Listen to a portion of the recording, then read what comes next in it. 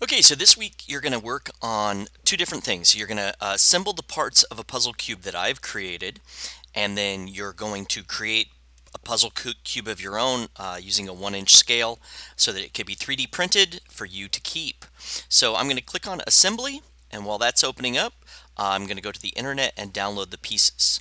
To do that, all I need to do is click on the picture of the part and then select download. I'm going to do that for each of the pieces, but since I've already downloaded all my pieces, I'm ready to go. So I come in here and it should say place component. If it doesn't, please select the down arrow and then choose place. And then if I click on that, this is what it looks like. Now I don't want to pull it from my documents. I want to go into my downloads because I just downloaded these. So I'm going to start off with the red piece. I double clicked there. I'm going to click once and then I'm going to hit the escape key. I'm going to go in and place, and I'm going to bring in the black piece with a double click, and then I click to place and I hit escape. As it starts to fill in, I'm going to click on that and it'll give me a little bit more space. Place, and I would like the blue piece. Escape. Place. Yellow piece. Escape. And then lastly, the green piece. There are 5 parts to this. Escape. And now I can click on the little home and it'll zoom out so I can see all of these pieces. Now we're not just going to just move them around until it looks right. You're going to constrain the parts to be attached together. Now I am not actually going to be doing this. I'm going to do the motions correctly, but I'm not actually going to put the puzzle together correctly so that you can't just cheat off of me. But I'm going to pretend like I want the blue piece and the black piece to be attached together. And so I would come in here and I would click constrain. Now when you do that, this might be closed and you might have to open it up, but there's 2 types of constraints that I use a lot. I use a mate and I use a flush, and then I use a flush offset. And so I'm going to be showing both of those today. So first I'm going to hit the escape key so I can move this out of the way of that little menu that's going to pop up. I could also move the menu, but I'm happy with it there. So the first move I'm going to do is a mate. I click on this surface here, and then I need to rotate so I can see the back side of this. I hit the escape key and then I click here, and with a pop it's right in place. Now you have to hit enter or apply, either way, to make that stick.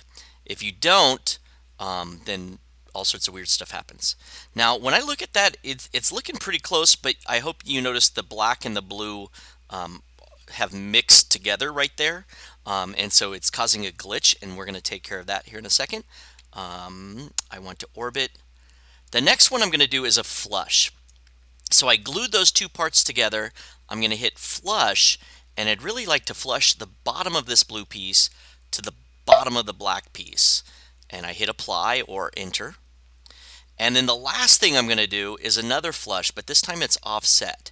Now if I zoom in right here, if I were to flush this part of the black with this part of the blue, it actually just moved that so that they're occupying the same space, and that's not what I want. Instead I want an offset. So in here I'm going to offset, and each one of these pieces was extruded, I believe, 3/4 of an inch, so 0.75. And when I hit apply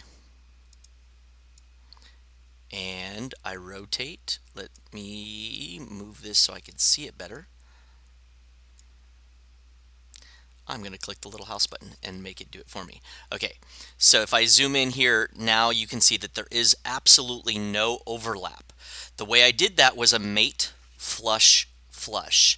Now these are not the way these parts should go. This is not the solution. Yeah, that is definitely not the solution to this. But if I look under the black piece right here, if I open up this little thing, I have a mate, a flush, and I have a flush that's offset 0.75. With 3 moves, I have glued these parts together so that they can no longer be separated. If I make a mistake anywhere in there, I can just right click on it and hit delete, and then that flush won't be there anymore. And now when I grab the parts, you can see that they move. And so I'm going to undo that. Let's see if I can undo that. Yep, there we go. And now they're glued back together again. Okay, so using mate flush flush, I would like you to assemble all of the parts of this cube so it actually makes a 3x3 cube. You're then going to go in and you're going to design your own using a different model. You can have anywhere from 4 to 6 pieces, and then you want to do each extrusion to be 0.33 so that you have a third of an inch each time.